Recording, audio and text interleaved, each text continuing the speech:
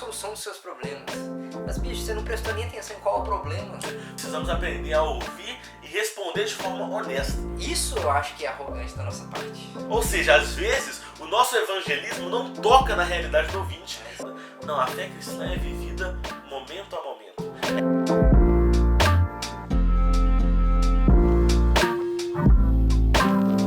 Verdadeira espiritualidade, o que é isso? Vamos lá, né? Cara, eu acho que a gente pode começar com espiritualidade, né? Que se a gente vai falar de uma verdadeira, acho que existe uma falsa, né? Então, cara, espiritualidade, acho que é uma coisa que está sendo, é um tema que está reacendendo, né? Porque a gente passou de uma época em que espiritualidade era quase que tudo, porque antes, assim, você falava de psicologia, as pessoas iam pro lado de espiritualidade. Você falava de, sei lá, de emoções, gestão das emoções, as pessoas iam pro lado da espiritualidade. Depois, acho que a gente passou por um tempo em que isso meio que se esfriou e se deixou esse trem de espiritualidade mais como uma coisa esotérica, né? Agora parece que é um resgate de espiritualidade na vida cristã, né? E, cara, esse tema de espiritualidade me pega muito porque me fez vencer alguns dos meus desafios da vida cristã, sabe? E principalmente o Schaeffer nessa caminhada. O livro dele, O Verdadeira Espiritualidade, né, que a gente começou com essa verdadeira espiritualidade, ele me fez vencer muitos fantasmas do que é uma vida legalista e o que é uma vida de graça. E isso muito na prática, porque o Schaeffer é muito prático. Muito prático. E cara, quando eu li Verdadeira Espiritualidade e revisito esse livro, eu sou novamente tomado por uma realidade de graça, assim, completamente revigorante, assim. E o Schaeffer viveu isso, né? Cara, o Schaeffer viveu isso. Ele viveu esse choque de realidade em que ele se viu numa vida que, assim, aquilo que ele parecia crer, que ele dizia crer, ele simplesmente parecia que isso não conectava em nada na realidade dele. E isso me pegou demais. Eu olhei aquilo e falei, cara, é isso que eu tô vivendo, né? E eu acho interessante que... Perdão, não sei o que falar. Você cortou no Posso momento, continuar? Né? Então, naquele momento em que eu me vi, cara, eu me vi na pele do Schaeffer naquele momento. Eu me vi naquela angústia. Cara, eu me senti quase como duas caras, assim, né? Duas caras do Batman mesmo. Cara, eu sou falado de uma forma, isso duas caras, eu sou falado de uma forma, mas eu sou outra pessoa. Então, eu achava uma coisa sobre aquilo que eu cria, mas na verdade parecia que eu não vivia aquilo. E nessa crise de fé, e aí, né, o Schaeffer viveu uma crise de fé muito bruta, né? E tem relatos da Edith, né, que é a esposa dele, falando que ele passou tempos sombrios mesmo, sombrios de enfiar pra dentro do quarto e a Edith não ver ele por horas e mais horas e mais horas, porque ele tava ali revendo tudo que ele acreditava sobre a fé cristã. Uma revisão da fé dele. Exatamente, completa. E, cara, eu precisei passar por isso também. E naquilo que ele passou essa revisão completa da fé dele, nasceu a verdadeira espiritualidade. Que eu acho interessantíssimo, porque ele basicamente mostra como viver uma fé real no mundo real. Né? Tem um livro dele, um artigo, na verdade, que chama Dois Conteúdos, Duas Realidades, onde ele vai falar que existem dois conteúdos e duas realidades que nós precisamos nos ater a elas. Né? O primeiro conteúdo é o conteúdo da Palavra de Deus. A gente tem que entender que a Palavra de Deus é a verdade verdadeira sobre o universo. Né? A gente precisa ter essa compreensão. Verdade verdadeira, porque, né, também existe um ponto que é interessante a gente pensar. Crente é arrogante. Crente se acha o dono da verdade. Não, meu irmão. Não. A verdade que é sua dona. A verdade que é sua dona. Então a verdadeira espiritualidade, por quê? Porque você não tem a verdade completa, mas você tem algo de verdadeiro dessa verdade, né? Então você tem a verdade verdadeira sobre a realidade. E o cristianismo é essa verdade verdadeira. Entendeu? Você não sabe a verdade completa. A Bíblia não fala todas as coisas, mas ela fala o suficiente que a gente precisa saber. Né? O segundo conteúdo é o conteúdo das perguntas honestas. As pessoas no mundo estão fazendo perguntas honestas. As perguntas das pessoas são anseios do coração delas.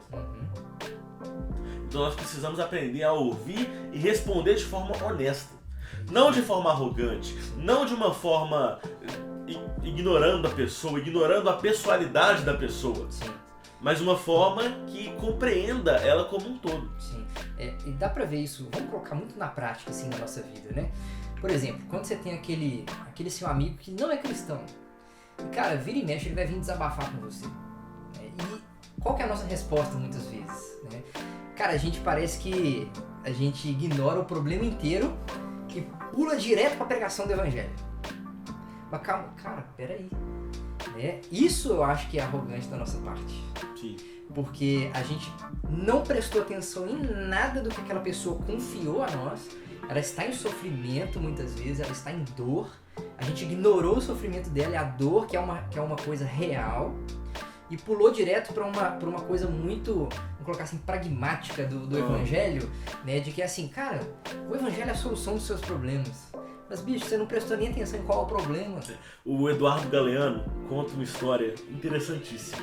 Ele fala o seguinte: um cacique recebeu a visita de missionários. E esses missionários começaram a pregar o evangelho para ele. E o cacique ouviu, como homem respeitoso que ele é, ele ouviu tudo. Sim. Ouviu. E no final ele virou e falou: você coça. E coça bastante. E coça muito bem. Mas onde você coça, não coça. Ou seja, às vezes o nosso evangelismo não toca na realidade do ouvinte, não toca nas necessidades da pessoa, a gente não sabe ouvir. Né? Eu tinha muito esse problema, né, de às vezes eu entrava no Uber, porque, né, eu trabalho em um ambiente cristão, eu não vou na faculdade, eu trabalho no Prisma, que é cristão também. Então acaba que eu não tenho muito contato com pessoas que não são cristãs. Minha família é quase toda cristã. Então assim, acaba que eu tinha esse problema, né? E quando eu chegava no Uber, eu falava assim, pô, essa é a minha oportunidade, né? E eu ficava assim, procurando uma oportunidade de falar do evangelho. Só que, mano, muitas vezes eu percebi que eu não estava ouvindo a necessidade da pessoa. E aí, quando eu me deparei com essa questão, eu comecei a ouvir, entendeu? E pensei assim, pô, mas eu não estou evangelizando a pessoa, de que importa? De que importa? Importa porque isso é o que o Schaeffer chama de pré-evangelização. Talvez a pessoa não se converta ali, mas ela teve um testemunho de uma humanidade plena. E quando lá na frente ela for pregado o evangelho para ela vai lembrar do seu testemunho e falar, isso é verdade. Isso é verdadeiro. Então quando um médico cristão atende uma pessoa e não se importa só com os problemas físicos dela, mas com toda a dimensão do ser dela e atende ela de uma boa forma, mas não prega o evangelho para ela, isso não é um caso perdido. Isso não é uma inutilidade. Muito pelo contrário, é uma pré-evangelização. E só complementando isso que você falou, acho que às vezes a gente acha que a gente é o salvador do mundo. Né? E que, cara, se eu não pregar o evangelho pra essa pessoa hoje e agora, acabou. Mentira! Mentira, gente. Cara, a gente tem que voltar à sensação de que a gente é um corpo. A igreja é um corpo. Nós não estamos em uma missão, aquela missão solo, né? Que vai, sei lá, vai só um sniper lá pra aquela missão lá, sozinho, cara, ele tá lá no alto da montanha, e é ele, né? Não é assim. E continuando isso, cara, o próprio Schaeffer conta uma história dessa, né? Na primeira trilogia dele, que ele vai numa viagem de navio, e nessa viagem de navio ele conhece um casal. E qual que é a primeira, né? Ele fica amigo do casal, essa é a questão, né? Ele se torna ali uma pessoa que as pessoas podem ouvir simplesmente porque ele ouviu elas primeiro. Com isso, ele ganha o direito de ser ouvido também. Nós amamos porque ele amou primeiro, isso vale para o nosso caso também. Exatamente. Nós amamos e aí as pessoas podem amar a gente porque a gente amou elas primeiro. Exatamente. Né? E aí, nessa história, ele tá lá com o casal. E chega um momento em que eles estão conversando e o casal se abre para ele. Abre sobre uma questão dos sentimentos, o que o homem sente pela mulher e tal. E naquele momento ali, ele depois de ouvir muito daquilo que eles tinham para falar, aí ele vai e lança, né? Aí tem toda aquela questão de arrancar o telhado, né? Isso aí dá muito pano pra manga também. Mas eu gosto disso. E me fez muito bem na minha espiritualidade ver que o cristianismo é real e ele está afincado na realidade, porque nós temos um Deus que encarnou na realidade, invadiu o tempo, este tempo aqui. E isso torna este tempo aqui válido. Então, essa encarnacionalidade de Cristo, né, que essa doutrina do verbo que se fez carne é crucial para dessa verdadeira espiritualidade, né? Porque ele estava aqui, não é igual aquela imagem, né, do Dali lá da cruz flutuando e as pessoas olhando. Corpos hipercúbicos. Exatamente, e as pessoas olhando para um Cristo ali que não tem feição, né? É uma cruz que não tem sangue, cara. É uma cruz limpinha, né? Cara, e a realidade não é limpinha assim.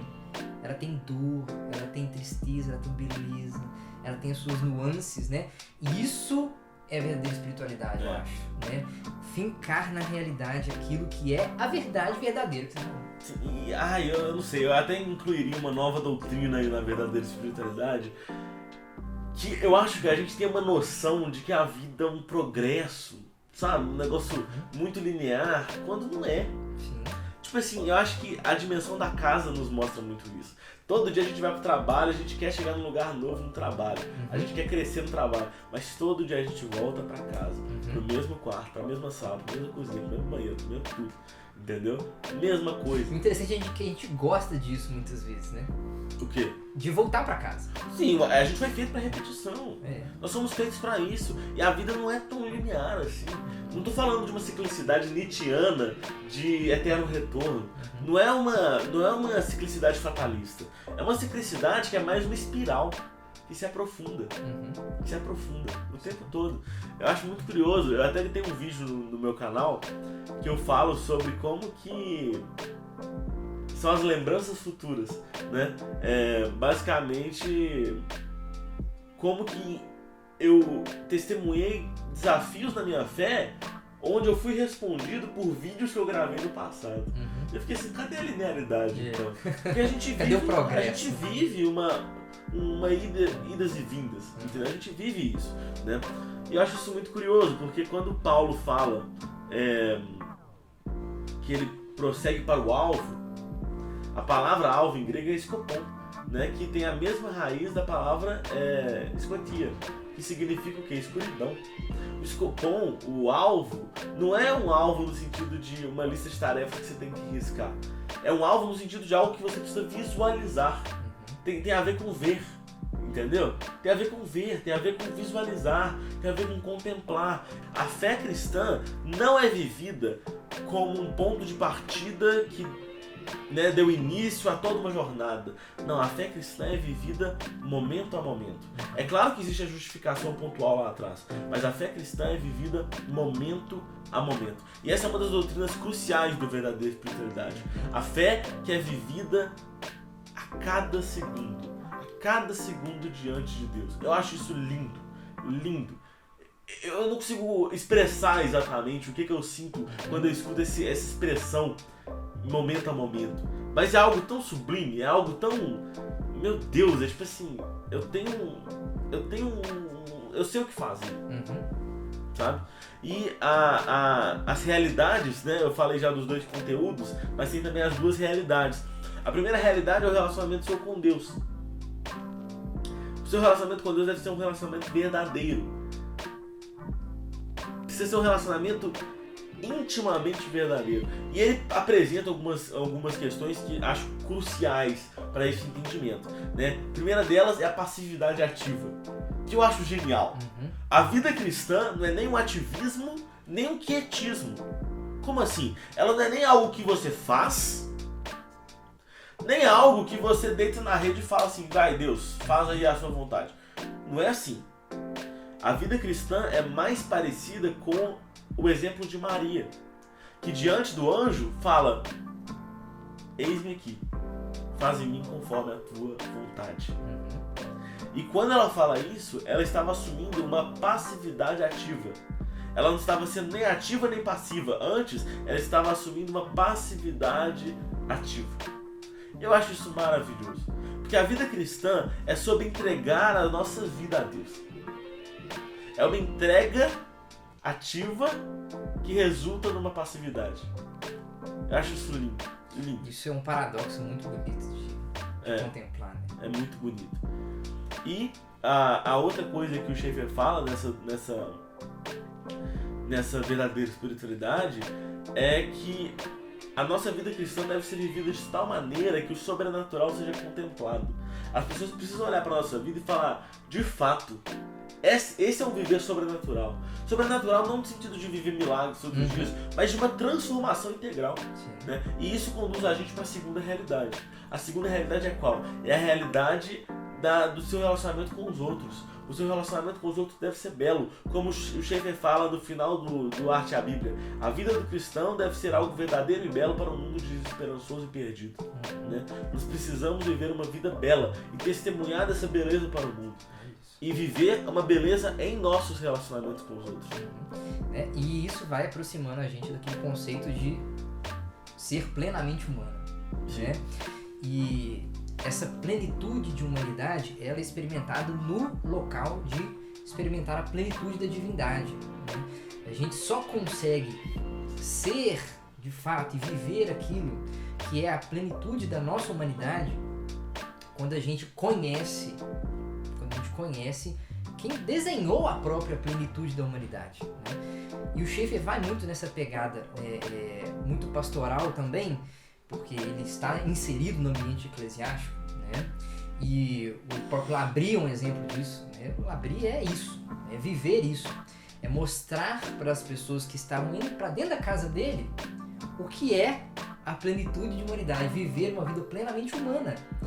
E assim, às vezes a gente pensa que viver uma vida plenamente humana é ruim. Porque a gente tem essa noção de que o sobrenatural é o milagre, é o hiper-humano, né? É o sobre-humano. Quando na verdade, Deus nos fez para sermos humanos. Né? E sermos humanos é algo que Deus deseja. Né? Só que a plenitude dessa humanidade só é vivida nesse ambiente. Né? E mostrar isso para as pessoas, mostrar o que é ser plenamente humano, faz parte da pré-evangelização que a gente estava falando, né? E é experimentar de fato, na prática, aquilo que foi o projeto original e também que está sendo ainda, vai ser melhorado ainda, né, na Nova Jerusalém. Só que a gente já pode ver isso aqui agora. Né? O ponto dessa verdadeira espiritualidade muito é disso também. Né? A gente já viver uma realidade que é real do reino.